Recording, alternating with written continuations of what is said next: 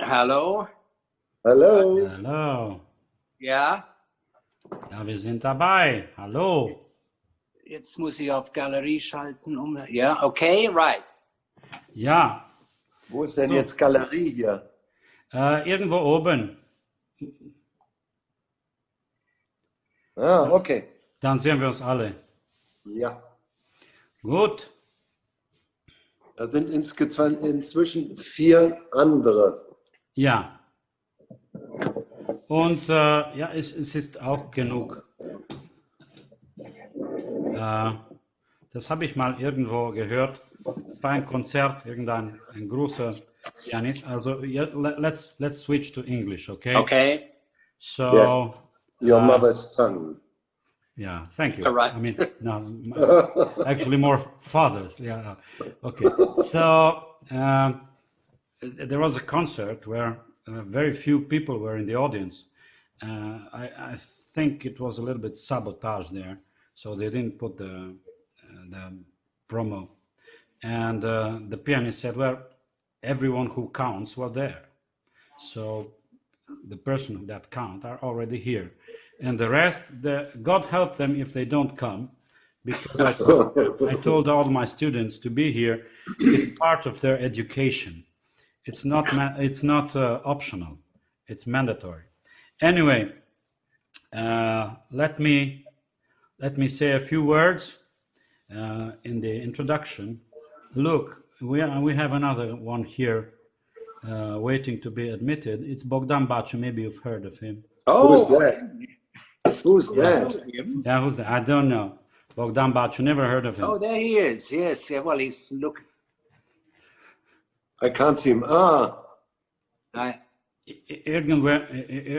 It's somewhere in the list. Yeah, I see his name, but he has no picture yet. No, he Not doesn't. picture. No, he won't have. We Ah, won't. We right. don't want him here.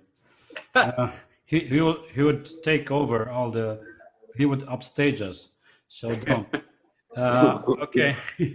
So let's start with a short introduction, for those who are looking at us now and those who will look at this recording afterwards.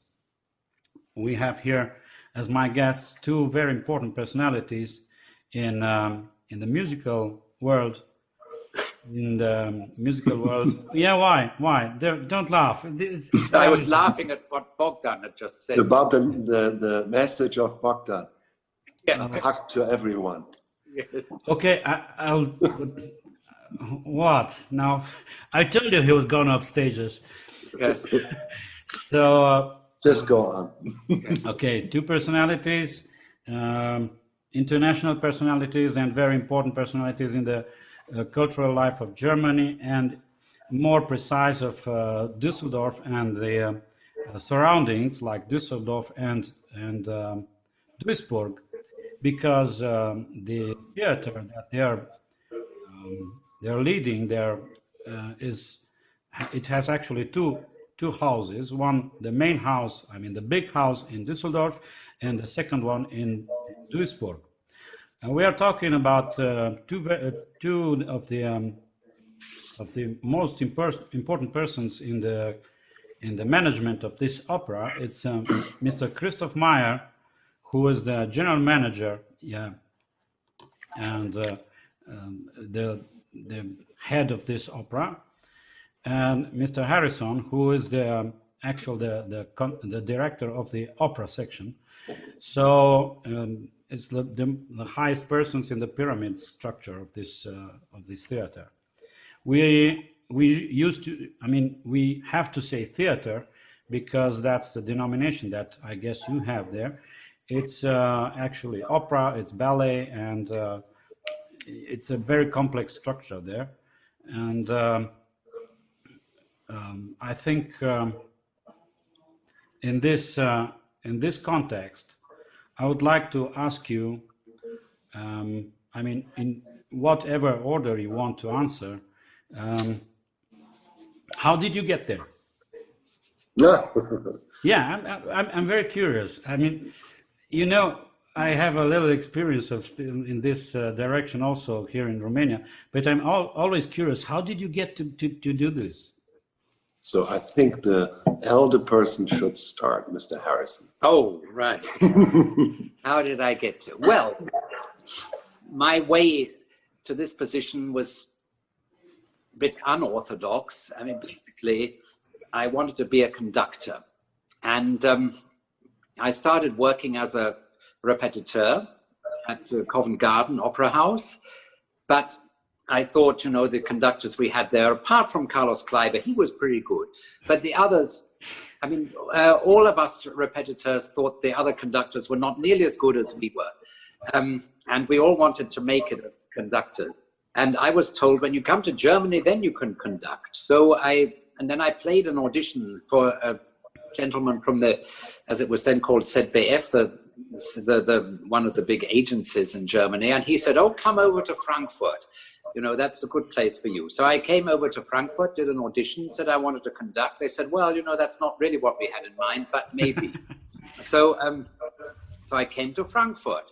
And first I was the assistant to the chorus master. Then I became the assistant to the head of music staff. And then I became the head of music staff. And in the end, I did conduct a few evenings. But then the time came to an end, and I wanted to conduct some more. So I went to the Musiktheater in Revier in Gelsenkirchen, which was a smaller house, because there I could apparently do more conducting, which I did. And I found out that this was really not absolutely what I wanted to do. Maybe the others were better. And then the intendant in that time of the Musiktheater in Revier was Matthias Weichmann, but he was basically told by the city that they didn't want him anymore. So he had to leave, but he made sure that the people who he'd engaged got a job somewhere else. So he tried his best. And I was then given an interview in Düsseldorf as the head of music staff. And I became the head of music staff in 1988 in Düsseldorf. I did even conduct a few evenings here. Then I had two predecessors in my present job, one in my first 3 years, and then another one who came just for 1 year, and that was not very successful. So the intendant asked me if I would like to take over the job, which in those days was still called chef disponent.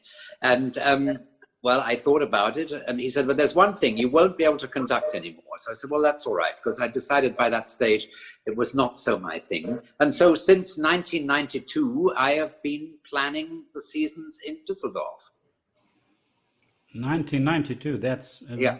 I mean, it's an important career. It is a career from my point of view, because you really decide what happens from the artistic point of view in this theater, and I think you're having such a big sillage behind you, you know, from like the big ships that when they go through the sea, they leave the waves behind them. It is a bit like that. Yeah. My compliments, sir. I mean, of course, I've been very lucky that I was able to work very well with my 3 intendanten that I had in the time, and because, you know, one has to have a good relationship to the intendanten, because they decide which pieces to do, and then, you know, we decide the casting together, and it's good to see eye to eye on that sort of thing. Right. Eye to eye to Mr. Meyer, I guess. That's eye right. to eye. Yes. For the flying Englishman. No, but this is absolutely right what he says, and we have a very, very, very good relationship, and it will be a pity when he goes to retire. But anyway, so Yeah.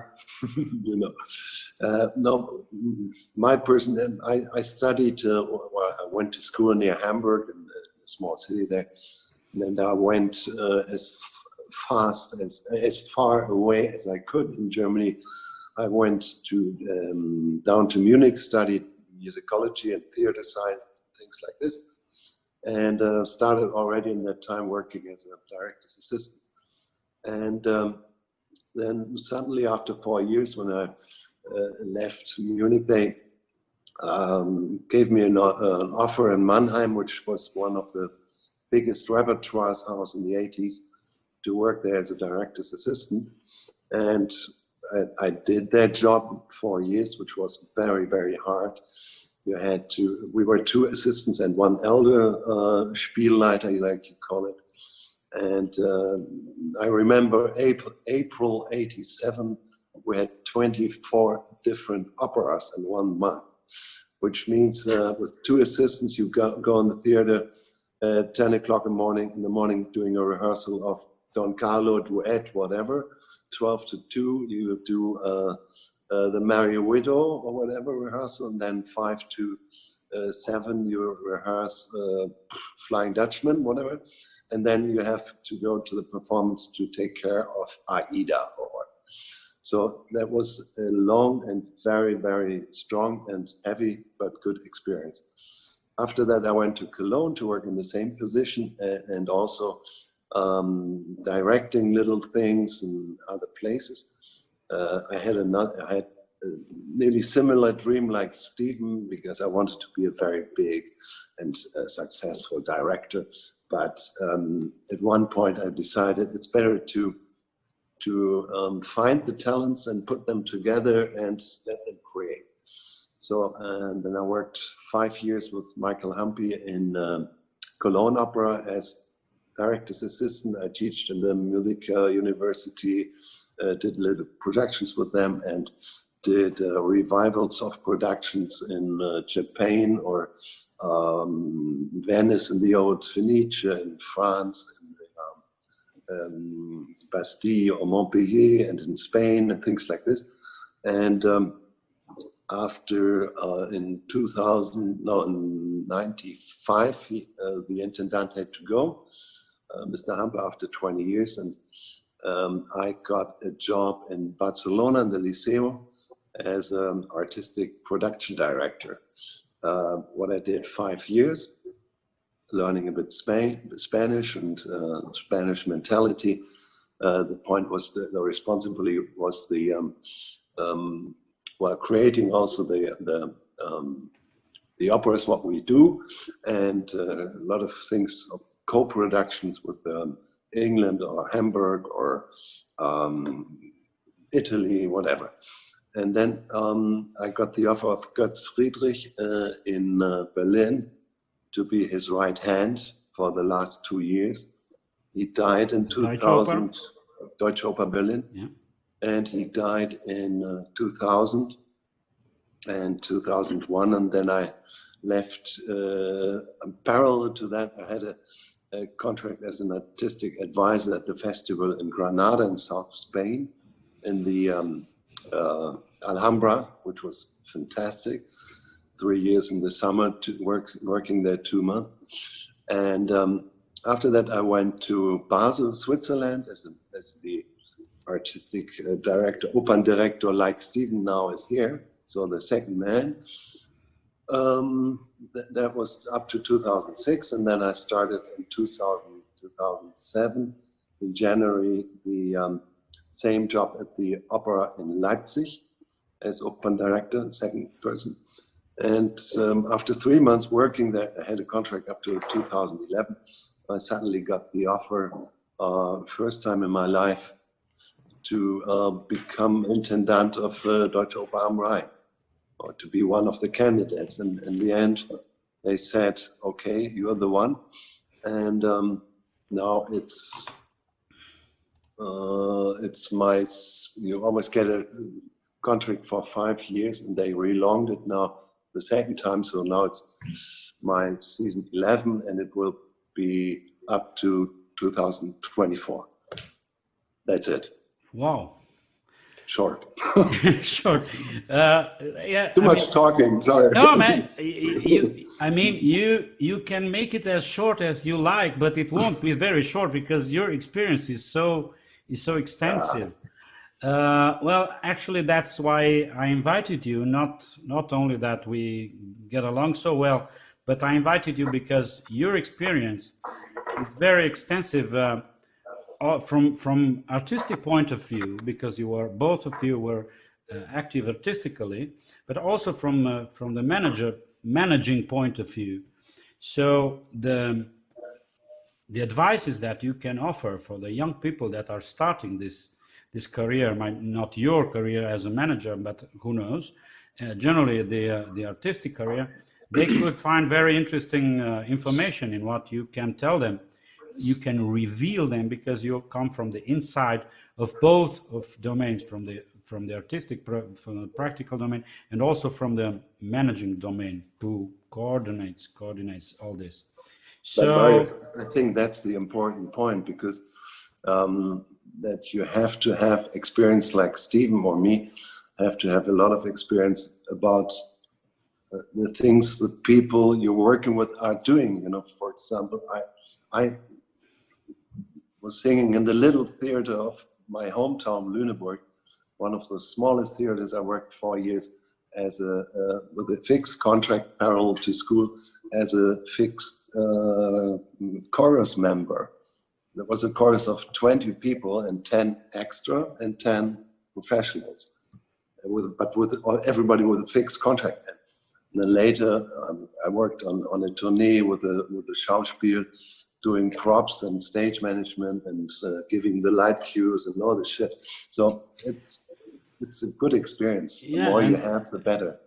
And like when you start very low, you actually know everything that goes on there, from the worker's point of view until to the highest point of the pyramid.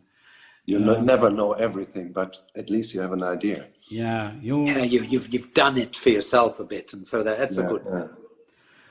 Yeah, I mean, well, while you were talking, I was thinking about Richard Wagner, who also was started from pult arranging in the orchestra, and yeah, everything on stage until he got to be the tyrant that he became afterwards. I mean, yeah. I much prefer working with the intendant I've worked for than I would have liked to work with Richard Wagner. I can't imagine that being very successful. Yeah, it's a good thing he's dead now. Yeah. Well, okay. So let's start from a darker point of origin where we find ourselves now because of this situation, and we will work ourselves out towards the light at the end of the tunnel. What are you doing now in the theater? Because I understand that you're very busy all the time. Yeah, I mean, you're very busy, and people may not understand that, because I often heard that, well, the general manager, he just has to take his pen and sign some papers, and then he goes home.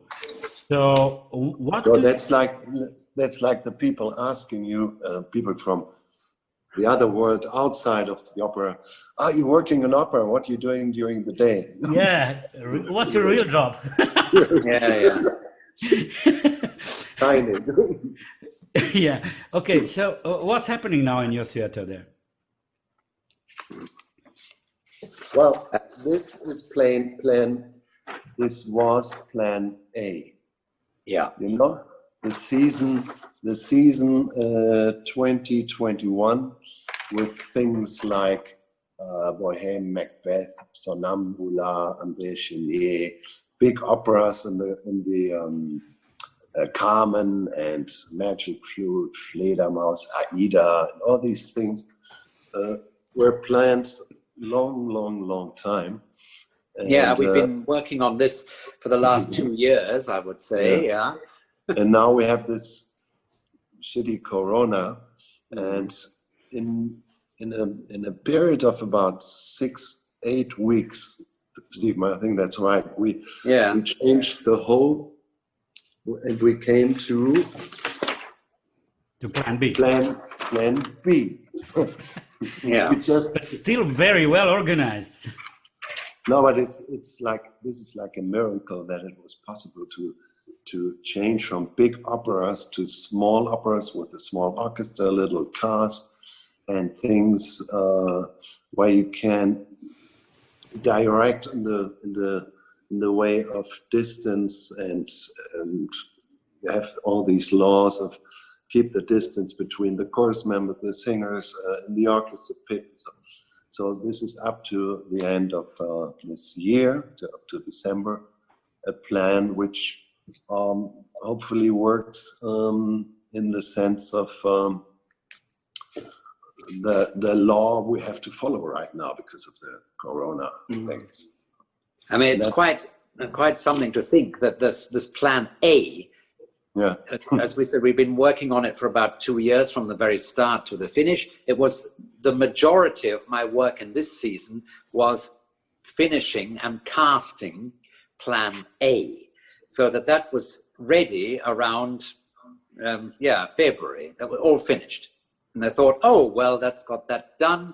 Now have a quiet rest of the season. And then this came, so that and then in the meantime, there was a sort of like plan B of transferring some of the big pieces from the end of this season to the beginning of next season. But when we found out that was not going to work either, there then came this plan C, which really had to be done. I mean, 6 to 8 weeks after we started thinking of possible titles, but from the time in which it actually the titles were fixed and we had to do the plan, that was like a couple of weeks. One had to do that, and then the casting. I mean, fortunately, we are a house with a big ensemble, so we have the singers. We can take our singers. Now, if we were relying on guests, this would be a tremendous work now to get all these pieces cast. It's bad enough as it is, because many of the singers of ours have contracts outside, which were possible to do under the old plan. But we don't really know whether these contracts are really going to happen or not. And so it makes life difficult. And it's also incredible difficult for all the workshops, for all the people.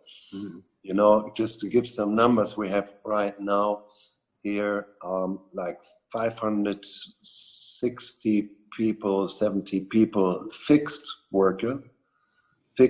positions from 35 different nations, plus 2 orchestras, which are guests, like the Düsseldorfer and the Duisburger, and plus guests, we're engaging with about nearly 1,000 people working here.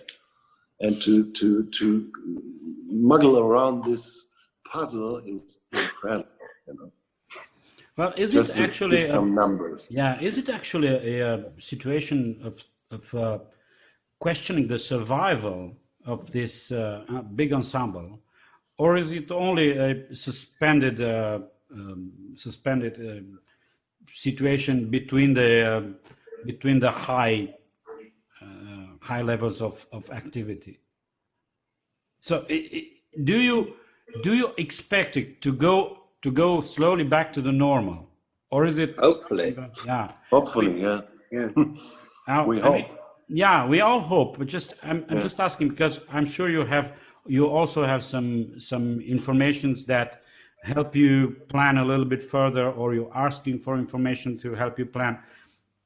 I mean, how is it there? Are you expecting to slowly go back to the normal situation, or is it just no one knows anything?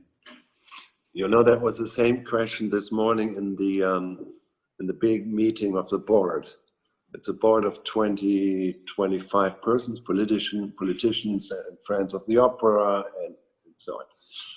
And they asked the same question, but how can you say? We hope that we keep on in the end of December going normal, or beginning of January or whatever. And we are ready to switch in another plan in the case we have to. But nobody can say, you know. So we have to see we are absolutely optimistic, and we have to see what happens in September, October, and maybe we have to switch in another direction in the end of October and say, oops, plan B, second part or whatever for January to summer.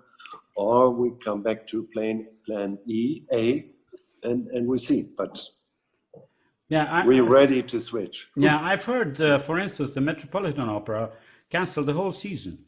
Up to the end of December. Only to the end of December. Yeah, they start in January.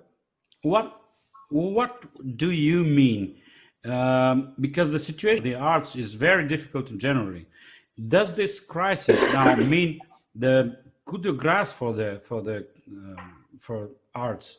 Because no one thinks about artists. Okay, I've seen some movements in Germany. Yeah, I'm sorry, I've seen some movements in Germany or also in France, I guess, where people are getting back to move the arts and the culture back into the spotlight.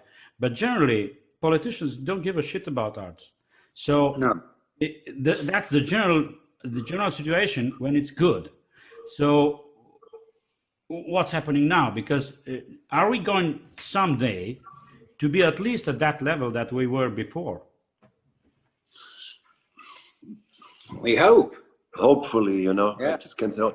But for example, we have last night or yesterday, there was this big meeting with Angela Merkel and about giving money to Germany. I don't know the word in English now, but to reconstruct, etc. in 2020 and 2021. So to give an economic boost, I would say. Yeah, Yes. economic boost. Like the And, Marshall Plan, yeah. Yeah, that sort of thing. Sort of. And as far as I understood, they were talking about 1,000 million, a milliarde, what like we say, of euros also in the way of culture. But Yeah, they in the did mention cultural- the word culture, yes. They mentioned it, Edward. Yes. But you know, next Monday we're going to have a meeting with the intendants of all the 10 or 12 big German opera houses in Berlin, and we're also going to have a dinner with the Minister of Culture, and then we can ask that lady what's serious and what not. Yeah. But let's say there's a light at the horizon. Yeah. So why am I asking you this? Because people here in Romania, as I think they're everywhere, are a little bit pessimistic, especially if they're involved like their job in culture. So because they weren't very happy before this also, but now they're really It's even worse. Yeah, it's like the rock bottom situation now, and we are waiting something to happen so that we can understand the direction that it's moving to. Yeah. So why am I again? Why I'm asking this? Because generally the people that are watching us now are the people that are interested. Do I invest in a future in arts, in opera, or do I change my direction? Because some of them they still can't do that. Some of them are intelligent, you know.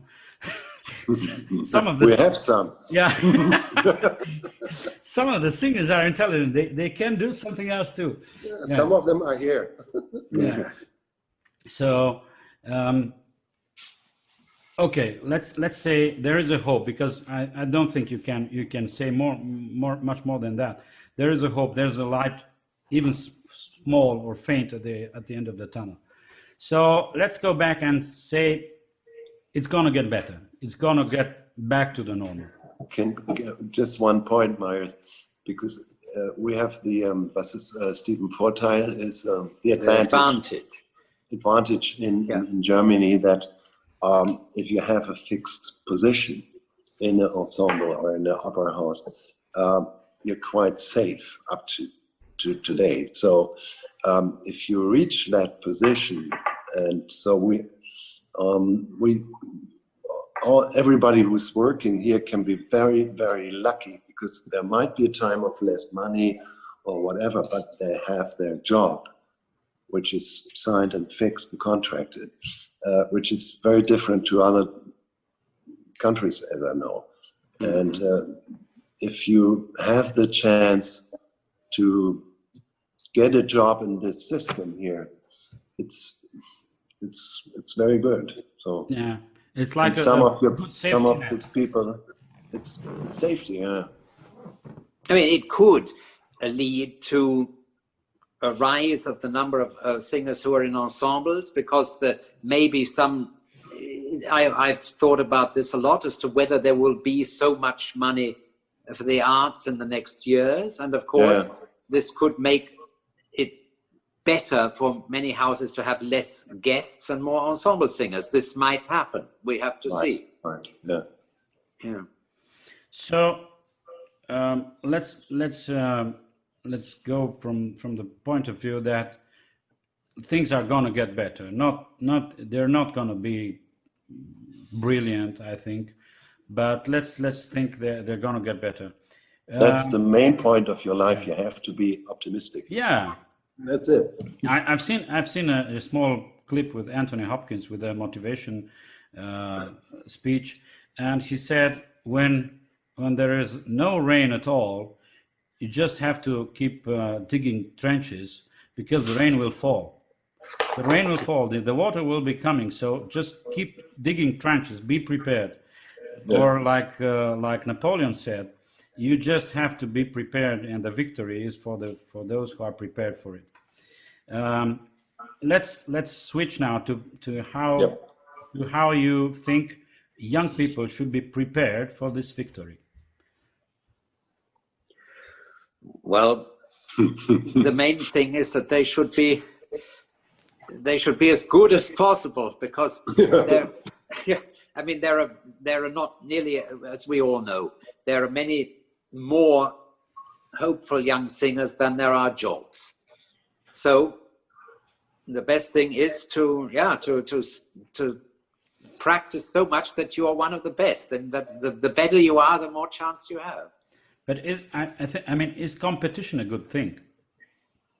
It's a good thing for training that situation, I think. Yeah. You know, to get used to that, to calm down any nervosity. My English is down today. Sorry. Have a coffee. Nervousness. Nobody here. Not to. Just to be less nervous, and the more you practice, the more you can learn that. No, I meant the competition between the singers, between the artists, because I've seen this phenomenon here. When there's no competition, they get so lazy. Well, exactly. I think that there has to be competition, because the lazy ones will not get a job unless they're brilliant. I think that in this profession, you have to be to get into it. You have to be idealistic, and you have to be, and you should try to be better than the others, because unless you have that attitude, you're not going to get there. Why did you take so many singers from Cluj? Because they were good. They were good. Yes. You know, my favorite story always when we talk about Romanian singers is when Stephen met me. That was in February 2011, no? Yeah. Stephen? We went to New York, listened, did auditions there in New York, listened to about 100 or 110 young singers. And we gave a contract for the opera studio to one soprano. So 2 months later, I think it was April, whatever, in 2011, we went to Cluj, Stephen and me, listened to, I think, 24 singers in the Cluj-Napoca music school, and engaged 4. So that means something, right? I mean, we've always wondered what it is with these Cluj singers, because it's the beer here, you know. The beer because is very they certainly, I mean, they're better than the Bucharesti singers. I mean, in our experience, of course, there are also good ones from Bucharesti, but not as many in one small place, and relatively small. And the thing is that what I find is that the Cluj singers have such a great technique. I mean, they all sing in a very healthy way, and that they still know that you have to sing high notes and low notes. Otherwise, you're not going to be able to sing what the composers wrote. And there are many other singers in other countries who don't have a top and they don't have the bottom, and also they have just such beautiful sound as well. I mean, we had to engage them because they were so good. Yeah, there was no question. Hello. No, it's the truth, you know. And what all that what Stephen just mentioned, they also have the soul and the they, how to say, they know what they're singing. And now I say a very naive thing, but if I'm sitting in a competition or if in an audition or whatever, you have all these facts of good technique, good material, blah, blah, blah, all this stuff. That's one point. The other point is what happens inside of me when I listen to them after having heard thousands of young singers all over the world, from Korea and Moscow and America and South America, whatever. And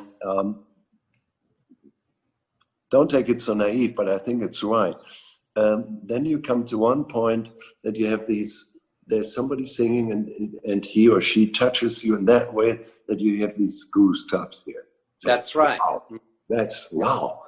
Yeah. And the maximum, but what somebody can reach with me, inside me, is that I get tears. That's perfect. I was never wrong. It's not just the technique and the material and the more. It's a lot more. That's right. Because it is the ability to be able to move the audience when you're singing, which makes that's the difference between a good singer and a great singer. The great singer can move you. I also remember when I was a student at the London Opera Centre, a very famous critic in London in those days called Harold Rosenthal.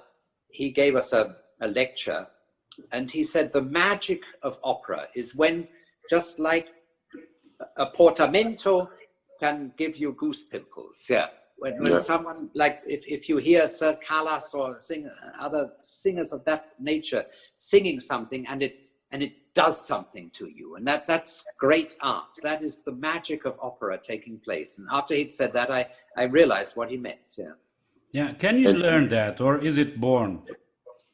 That's a very good question.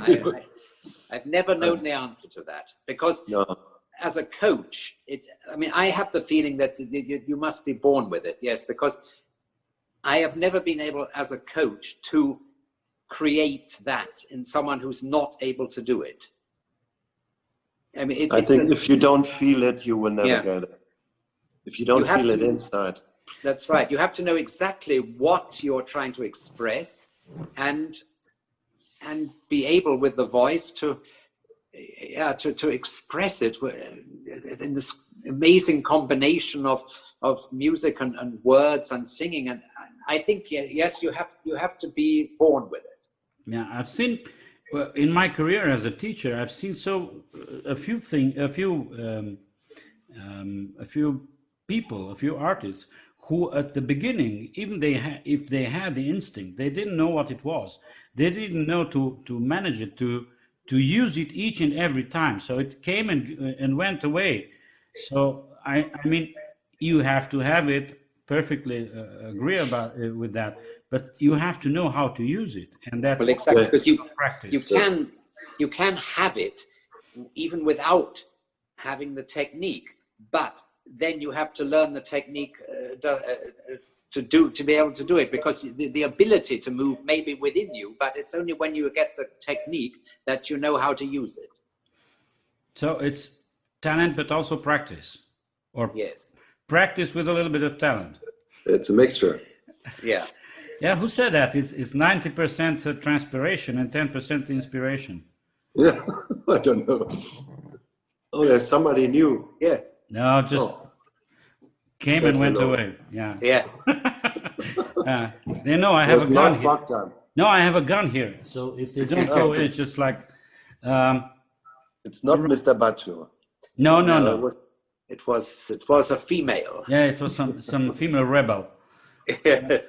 Okay, so what is the main thing that you're looking at into an audition? Because both of you have done so many auditions for your theater, and you now, when someone comes in front of you and starts singing, or not even starts singing, you know things about him. What are you looking for?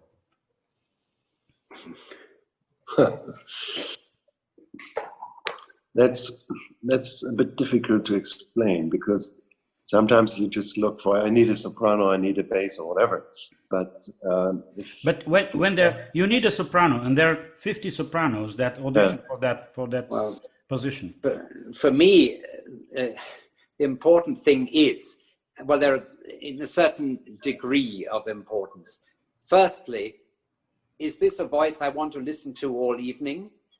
Yeah. Secondly, is this a person who is going to be able to express the part in a dramatic way that is going to be interesting? Firstly, I mean, because when the person's okay, first they come onto the stage. Sometimes you did not even interested before they open their mouth. But sometimes you can get a surprise. You see someone coming on, you think, oh, that won't be anything, and then they start to sing, and it's wonderful. Firstly, you have to like the voice. Then you have to think: does the voice have a good technique, or is there something wrong in the top or the bottom or the middle? And also, just as important is, can this person, like Christoph said, move you? You know, if 50 sopranos sing "Ach, ich fühl's," Pamina, then you take the one who can move you. There may be 10 who can sing it well, but there might be one who moves you. And the perfect thing is that I think the quote: "If Stephen and me listening to some people." From 100 people in 98 or 99, we completely agree. Yeah, that's true. Because I think we're looking for the same thing in an artist. We both want to be moved. Yeah. Do you ever interrupt them? Normally not. Very rarely. Yeah. I think it should. Why would you interrupt them? If it's really, really deep shit, then you should interrupt. Yeah, sometimes it happens, you know. Yeah. I'm doing shit as well sometimes. But, I sometimes interrupt if the pianist is playing the wrong tempo. Then I'm quite likely to interrupt, because I can hear that the singer is not getting a good time. But normally we try to be fair and let them sing at least the one aria, or if it's a long aria, then you can say, okay, we heard a lot, and we have our image, etc., and opinion, and but most of the time we give them the 2 arias. Yeah. Okay. Yeah. What happens if some artist comes before you and starts singing off tune?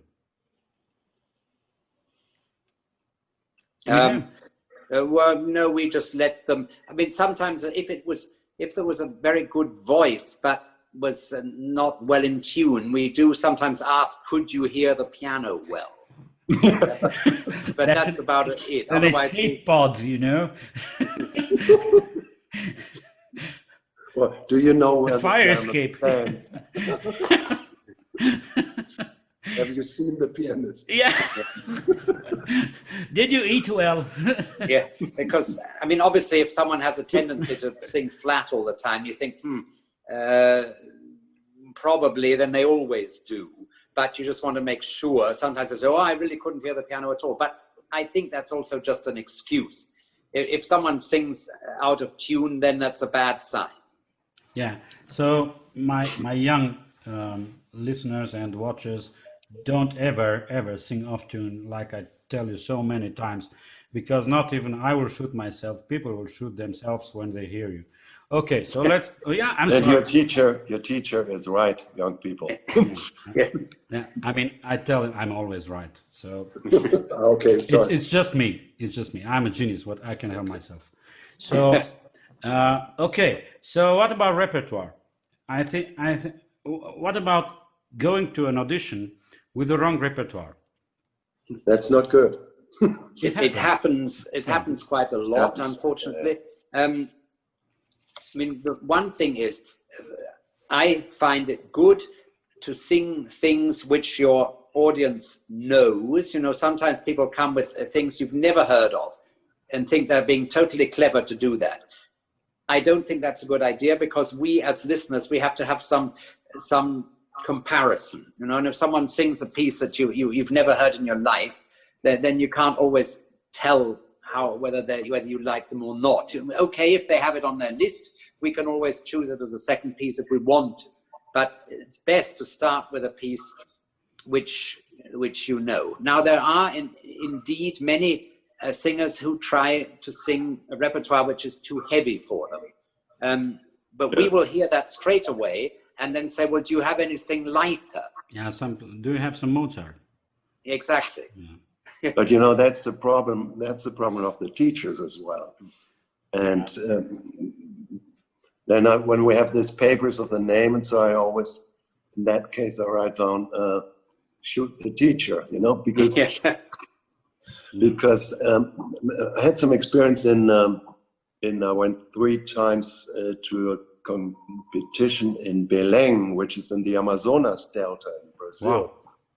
And there were just people from South America, and there were a lot of young girls, for example, 23, 24, 25, and singing heavy stuff like Isolde or so. And I talked to them and said, did you talk with your teacher about that? And they said, yeah, my teacher told me I have to sing Isolde now because I'm 24 and, you know. It's about time. It's about time to go to pension. But this is criminal, you know what some people do. I know nobody in Cluj does things like this, but in other competitions, I really heard very, very strange, much too early, you know. I mean, there are that's some people. Yeah, some people think that the German houses want to hear Wagner. Well, that's not true. They only want to hear Wagner if you can really sing it. And generally, the Wagner arias are too long anyway, so we don't want to hear it. Okay, right. I just lost my idea about you to disturb me with this Wagner. When you want to disturb me, just say Wagner. Do you want us more serious? Or? No, I definitely don't want you more serious. But you know, there are some people, if a soprano comes to the audition and you see on the list, it says Götterdämmerung, Finale, 3rd Act, Brünnhilde, Salome, Schlussgesang, then you know, oh no, because the chances are that they will not be able to sing it. And that's with 90%, that's right. Yeah. Well, I've seen, for instance, in not in Cluj, thank God, but I've seen in some other city in Romania. I won't give names, Timișoara. I've seen young tenors, 23 years old. They were singing Otello. I mean, they were like this, just small and thin, like they reached to my chin. And they were singing Otello, the final aria, because they didn't have the high notes. So their teacher was telling them, well, you don't have the high notes, you must be a dramatic tenor. So they were not dramatic, they were tragic tenors.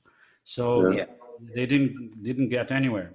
That's another piece of advice as to what to bring to an audition. Bring something which has high notes, because if you don't, then we're always suspicious. You know, like if the soprano just comes with the Battered Bride of Smetana and things, and which has nothing, and Adriana Le Couvreur, these pieces don't have anything higher than an A flat, and then we're very we think, let's hear something high, and the same applies to the tenors. Yeah. Well, you know, last week I had a conversation with Mr. Hollander, and he said about the same thing about auditions, about the high notes. It's suspicious. It's always suspicious when you don't give the high notes. That usually means you don't have them. Yeah. Okay. So let's not be serious again, and I'll ask you, what do you think about singers' dimensions? Dimensions? Yeah. You mean? Well, Christoph and I first. we don't belong to the fraction in juries who go wild about really fat singers. No. You know, there are some who like them. But a good singer is a fat singer. Some people seem to think that, but we don't. This old phrase is saying, the opera finishes when the When a fat lady sings. when the fat lady stops crying. You know? But this is old times, you know. And if you well, one example, when we started here, Stephen and me together, and engaging new people, new young singers, and so I got a very, very nice compliment from the orchestra. And they said, well, since you're engaging here the singers, I like to look from the pit up to the stage. So we then lowered the pit, so it was more difficult. No, but it is easier for, I mean, it's much better for the public to see singers who are believable in the parts they're singing. But what about the balance between being good looking, a good actor, and having the voice? Because sometimes there's a good voice and the person is just does not fit the costume. I mean, yeah. well, we don't talk about that any longer, because that will be censure. Taboo. Okay, Mika. No, but yeah, okay. No, I mean, from my point of view, it's about young singers that have to take care of everything. Yes. Take care of their good looks, take care of being fit, and also in the meantime taking good care of their singing. That's right. And if they come across anyone who says, oh, you can only be a good singer if you're fat, then they should not listen to this person. Okay. But that's a problem of the United States. Yeah. Yeah, it is. I've seen that. But yeah, okay. They think you have to be very fat to fill with your sound with your voice sound the 3,000 seat. No, it's not. But that's not true. I've seen that. It's not true. That's bullshit. Yeah. Okay. But one point, Marius, I think, according to all these facts you said, what they have to learn is also what we talked when we in the preparation talk. They have to have experience of life, I think, you know, to know how life works and how situations work. Like Stephen in his job, or me in my job, you in your job, you have to have some experience how the life functions, because you can't go on the stage with 22 having no idea how life works, and starting then like trying to act a character of whatever, you know. Yeah. That's another very important point. I have here witnesses, my students. I always tell them when they come to the music academy in the first year, I just tell them, just go party, just find some six partners and enjoy yourselves, and then in the second year we'll start talking about love in the musical pieces, because I've seen this. They are just innocent people, and innocent people are not interesting. I'm sorry. That's right. Yeah. Okay. So I mean, what kind this applies, for instance, also for a young mezzo-soprano who wants to sing Carmen in her 23. So when she's 23, she can't sing Carmen. She doesn't have a clue about who is Carmen. You cannot explain them this. They have to live something to. But I don't think, because I don't think you can explain to anyone how to do Carmen. It has to come from inside. I think Carmen is one of the most difficult things to do in an audition, because you know, many mezzo-sopranos think if you do an audition of Carmen, you have to be really sexy. And then and that's it. Yeah, okay. And then it doesn't usually come over that way unless it's absolutely natural. And then it comes off. But most people try to put it on. On the other hand, if you can't sing it with 23, it's okay. But you shouldn't wait till you're 33, because by that time, someone will have sung it with 26 and have been very good. Exactly. Yeah. That's true. So not losing time because time is money. But anyway, not doing things too early. well, you shouldn't do them until you can do them without, yeah, you have to know about it, but you also mustn't ruin your voice by doing it too soon. Yeah. You are one of the theater managers that really takes care of their singers. Because I've heard from my friends that are there in Düsseldorf now that you really, I mean, it's a special situation there. And I'm so happy for them because they really are in good hands in both of you when it's about really taking care of their health and career and so on. Why is it that like that? I think that's the basic point of our work, to take care of them and to help them and to give them the chance to develop, etc. That's more important than every political and whatever shit. You know, exactly. That's the main part of my idea. That's what our job is about, to show that we develop the singers in the way that they should.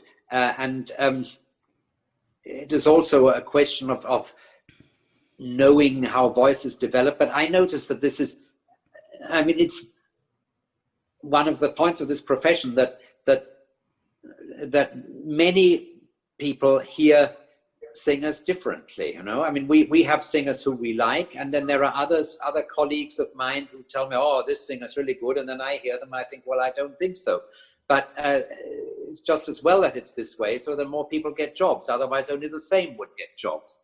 But of course, for us, we think if also a singer comes to me and says this part is, I can't do it. It's too the tessitura is not right. Then I will take this seriously. I have other colleagues who will say, well, I know, you just have to learn it and do it, you know, and that's okay. But I find that this is really part of our responsibility. That's what the job is all about. So I think the time of dictatorship is gone.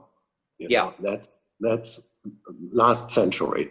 The people who act like this forget them, because we have to support and help them and not to destroy them because we want to express our own fantastic ideas or whatever. That's stupid. I mean, you're pretty alone on this side of the road, because I mean, maybe you know the situation better than I do, but what I've seen so many times is like managers and casting directors who just care about doing their productions, and then, well, if the singer has to suffer something, well, no problem. There's another one coming around the corner. Yeah. That's why I'm such a big fan of you. It's the atmosphere, and it's a give and give, you know, give and take, because the way you give this attention to singers, this way you get their response. So they're loyal and they really try to give their best there, because they also see how things happen in other theaters, and they really feel lucky, and they want to give back the same loyalty to you. But you know, it's I think the philosophy of how to lead a house, maybe I'm wrong sometimes, but I think the basic idea should be, and I had other experiences with people I work with, where if you act like a dictator, the people just do the things you tell them to do, and you destroy all the creativity of each person. And if you do it in another way, if you give them the chance and give them got a paper, and if you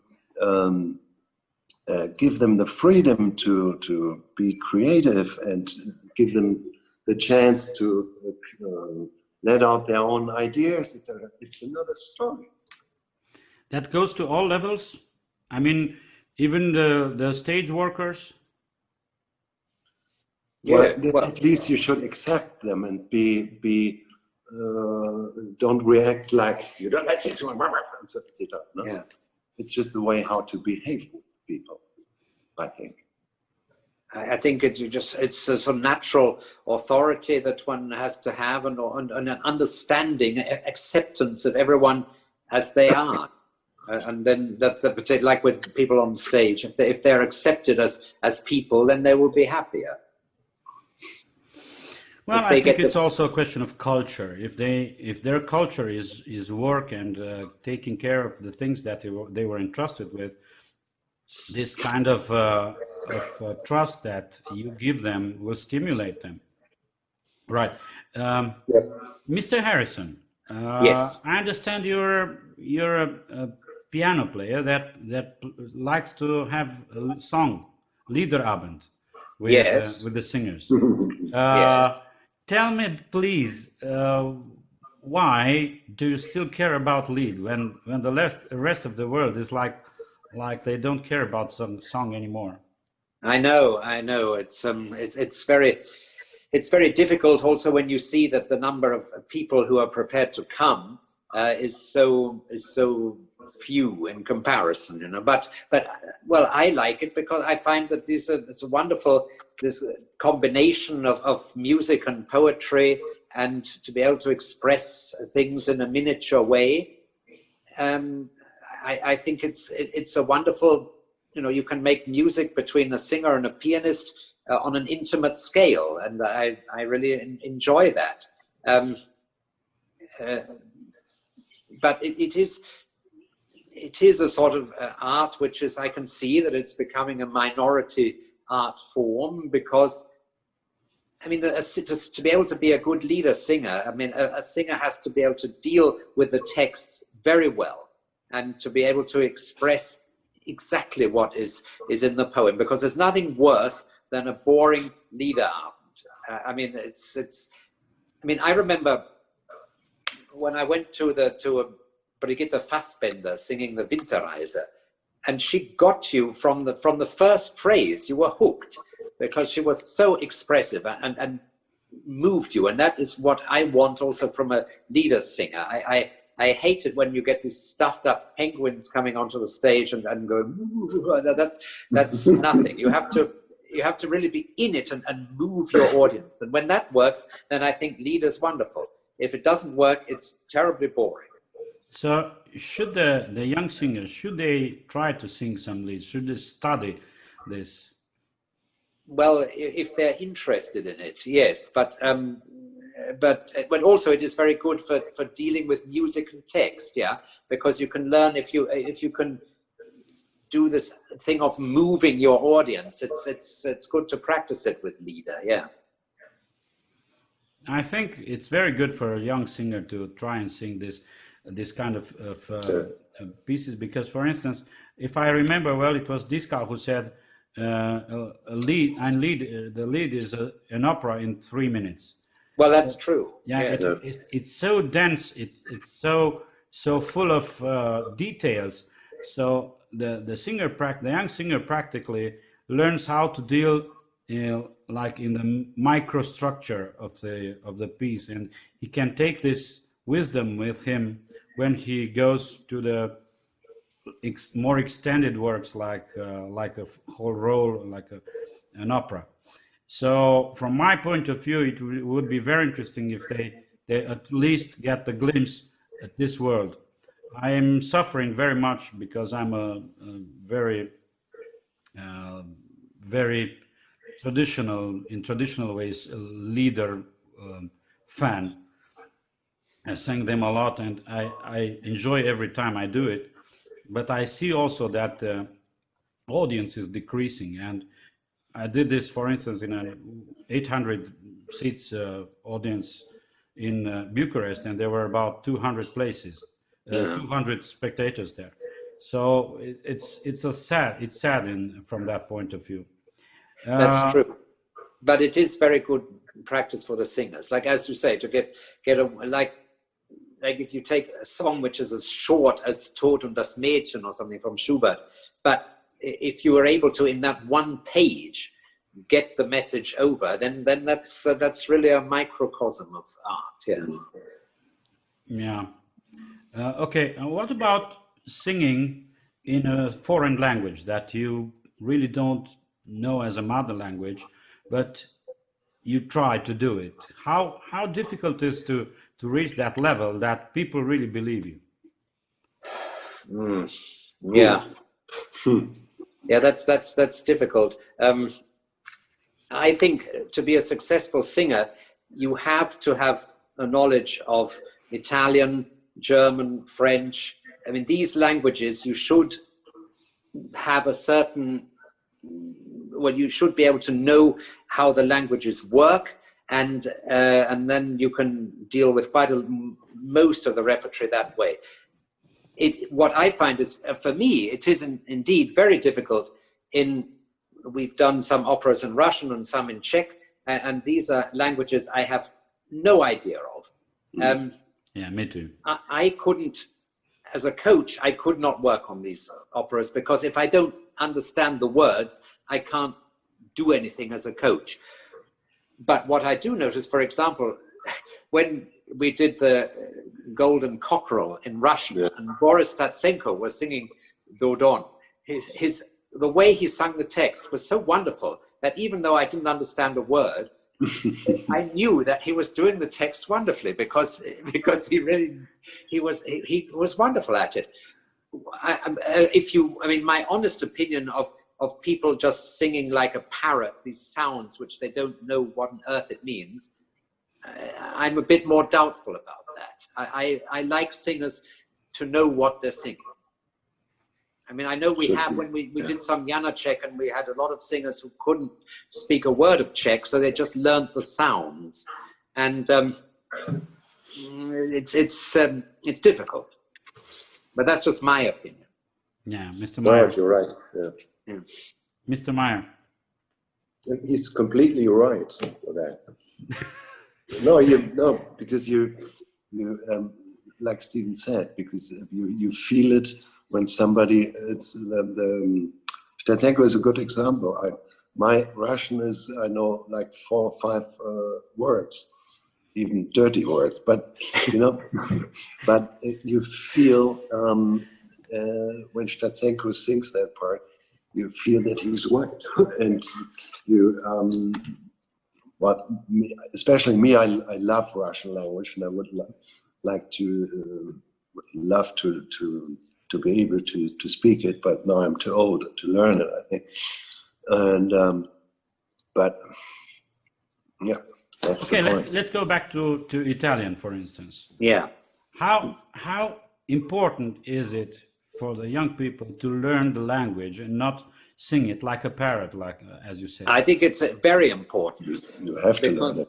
I mean, for the Romanians, it seems to be great. All our Romanians speak Italian. I don't know if that's always the case, but you notice it straight away. Like if you go to a German conservatory and you hear young students singing like Susanna, and they sing in Italian, and you can tell they have not an idea of what the words are. And then I used to say, look, could you do it in German first, if they're German, so that they actually get to know what they're saying.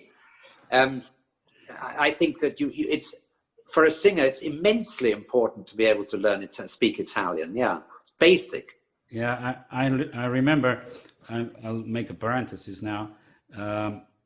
When I started singing Turandot, Kalaf, I really had a problem with the aria, with the Nessun Yeah. Because I had something here. I mean, not that it's not over. I mean, I still have some problems here, but I had the problem with a high with a high H there. Yeah. So one day I said to my pianist, let's do it in German. Mm-hmm. And we did it in German, and I did it without any problem. So I said, "Yeah, I'm stupid. I'm really stupid." So let's close this parenthesis. We were talking last week. I'm speaking about of Mr. Hollander. He was saying maybe it would be also interesting to do some operas in the local language. Did you think about that? What, in Bavaria or? No. You mean like in German? In German, for instance. For us in Romanian, for you in German. Yeah. Did you ever think about that? No. Well, You mean that we start doing whatever Figaro in German or Tosca. Tosca? Yeah, but this is what the smaller houses. Everybody do it. They do it in German. You know, for example, the Komische Oper Berlin, up to a certain point, a couple of years ago, they did everything in German. Mm-hmm. But have you ever heard Così fan tutte in Swedish? Yeah, I heard it in Drottningham. That's awful. I love Swedish, but that is. Do you? I mean, I think that, of course, ideally, the composers were all writing for their own language, and that it should be understood. Now we have the surtitles, which makes it makes it much easier. That used to disturb me when I was young, before the time of surtitles. That, you know, the singers just used to go on singing and no one really knew what they were saying. That I didn't like that. But now we become aggressive if the surtitle doesn't work. Yeah, exactly. You know, yeah. Even with Wagner operas, saying in German, and you can follow the Wolle, Wolle, Wolle, Wallegunde. You know. Yeah. I mean, I must say that, I mean, I'm a bit old-fashioned in this way, maybe, but if you're doing some very obscure piece, which is not well known, and it's originally in French, and you have a lot of singers who are not fluent in French, and your public also not, then I'm the sort of person who says, I think it would be better to do this in German, because I prefer to do it in a language which the singers have a better feeling for. But I'm rather lonely in this opinion. I think most people nowadays want to do original language. Yeah. Yeah, even from the point of view that they can circulate like this more. If they learn a part in the original language, they have the chance to do it somewhere else. Yeah, yes, exactly. Yeah, clear. And about the subtitles or the surtitles, it's frustrating for the singer. You know, you make a joke on stage, and the people react 20 seconds later when they read it. Well, that's right, but at least they do react. Whereas if they don't, Depends on the surtitles as well. You know how they done. Before that, I think there were a lot of people who thought that certain pieces were actually serious pieces, and it's only since the surtitles that they realized they can laugh. I mean, this is certainly a thing in Düsseldorf. Yeah, they don't care to laugh that much. This is why we decided to write in the surtitles, "Please laugh now." So you have German okay. You have German subtitles at German text, German operas? Yes. Yes. Why? Because it's impossible. I find this helps. It helps me too.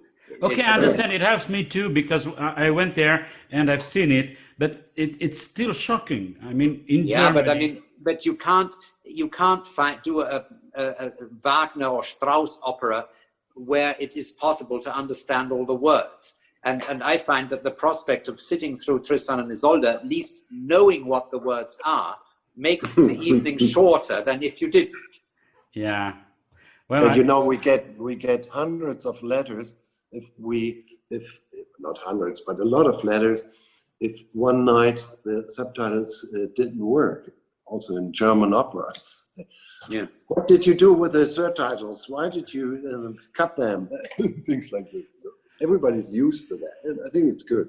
Yeah, I'm just asking because I find it very comforting when I go there, and as Mr. Harrison said, sometimes you just don't hear well the singer, and he doesn't take care for the pronunciation so well, and you finally understand, and it's better than having something here in the hand and always turning the pages and trying to follow the. Yeah, it's a good thing. Subtitles, that's a big plus for this generation. What about microphones? We don't. No, what? We don't use them in a normal performance. There are houses who. How ich say, den Sound hochheben. They increase. They have microphones at the front of the stage so that they can lift up the sound. Lift up the sound of the singers. Yes, because But I mean, you don't hear it, but you feel it. we have to put up with the fact that since the time that the composers wrote these pieces, that the instruments of the orchestra have become much more. They've developed so much that they make a good deal more noise now than they did then. And also the pitch has gone up too. And so if the house is built in such a way that the singers just don't get over the orchestra, I think it's not a bad idea to raise the level with these microphones on the floor. But we don't have that in Düsseldorf yet. No, okay. But I mean, is it only the fault of the orchestra getting louder, or is it also the singers getting less loud? No, certainly not. I think if you compare the average singer of today with a singer of 50 years ago, I think our singers are much louder. Well, I have to believe you. I wasn't there, so. Well, neither was I. But if you hear them, I didn't go to the opera when I was so young. But if you hear them on a recording, you can tell that the voices, I don't think they would get across the modern orchestra like they did then. No, so I'm sorry. We have exceptions today, very loud voices, and you're one of the theaters that can really hire them and really have them on stage. But generally, I've seen these are more and more exceptions. The general mass is getting less loud because they're not so much involved. I mean, I'm talking from the singer point of view and from the teacher's point of view. They're not getting so much involved from the physical from the physical aspect of the voice. They're all trying to get very stylistically correct and expressive and so on, but less loud. And that. I mean, it happens. I don't see it like this. I don't know. No, I haven't noticed this tendency. Yeah, No. okay, there's more like Baroque singers, but they sing Baroque operas, and then you can do this because their orchestra is not so loud. But in normal opera life, I didn't realize that as well. No. No, I don't think so. No.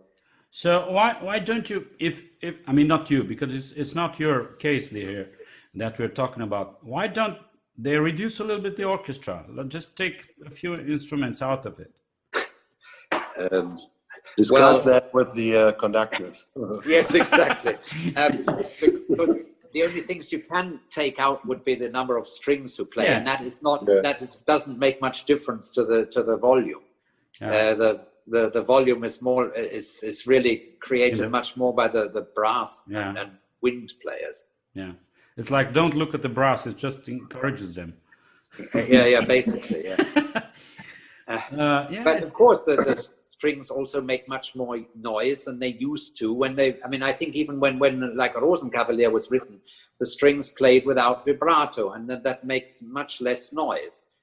Because if you read what Strauss himself wrote at the introduction to Capriccio, that he expects the singer that every word to be understood. Well, he didn't seem to compose it that way. So something must have, either he was wrong or something changed since then. Yeah, I heard he was at some rehearsal of Salome or something in the Staatsoper, and he went repeatedly to the orchestra and he said, louder, please, I still hear the cow there on stage. Well, yes. Well, what he wrote in the front of the introduction of Capriccio is telling a different story. Yeah. Anyway, let's make a small digression because you mentioned the word vibrato. What do you think about singers' age and vibrato? From my point of view, a singer's vibrato gives his voice his age. If it's like it's very old. Yeah, it gives me the feeling it's an old voice. So, but sometimes this happens also with younger voices, and that's not good. That's what I say. Yeah. That's what I say. It's perfect. You're perfectly right. So I'm one of the guys who's obsessed about vibrato, And I'm insisting with my students, because when they start singing and you already hear such a big and bright vibrato, it's only gonna get worse. It's never yes, better. and they're sure. they're not going to get an engagement. No. Listen That's to like what he says. but this is what I said about the competition in South America, singing young sopranos singing. He's only 24 or something, and they go. They will never get rid of it. Right. No, and this is what happens if you sing too heavy repertoire too soon. Too early, yeah. Yeah. Yeah. Well, what can I say? It was very, very educative, and thank you both. You're both welcome in Cluj anytime, and I have a feeling somewhere here you're gonna be invited to make some classes here, because we have people here that are interested in what you have to say as ex artists and with this big experience concerning the interprets. And then also we have people here interested in what you have to say from a manager point of view. So I have a it's like in Star Wars, I have a bad feeling about this. So yeah. Don't be afraid, Luke. So always ready to come to Cluj, because we really liked it there. Yeah, we really love coming. Absolutely. Yeah. well, I'm not planning yet, because I'm still waiting for this Corona situation. Yeah, better to wait To till that. show some light at the end of the tunnel. But I'm reassuring you that you are welcome here anytime, and you will be invited. So have a nice day, what's left of it, and a nice weekend, and see you on the other side. Thank you very much for being with us here today. Thank you. Thank you And for inviting us. greetings to all these Bogdans. Yes, all these people we can't Samias, see. Jimgan, and Ilka, Tamash, etc. Yeah. Greetings Okay. from Düsseldorf. We hope that we will hear you someday. Yeah. Me too. Yeah. Bye. Have a nice day. Bye bye. Mucho mes.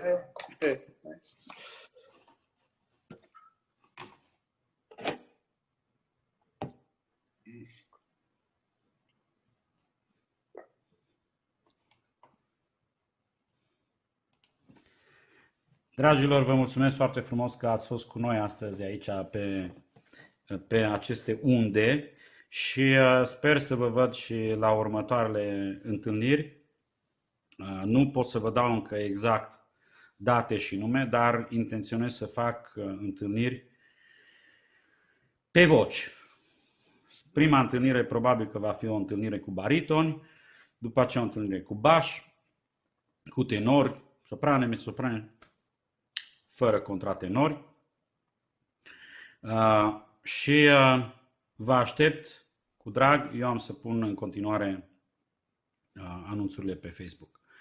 Să aveți o seară cât mai frumoasă și un weekend cât mai plăcut și să ne vedem de partea cealaltă. See you on the other side.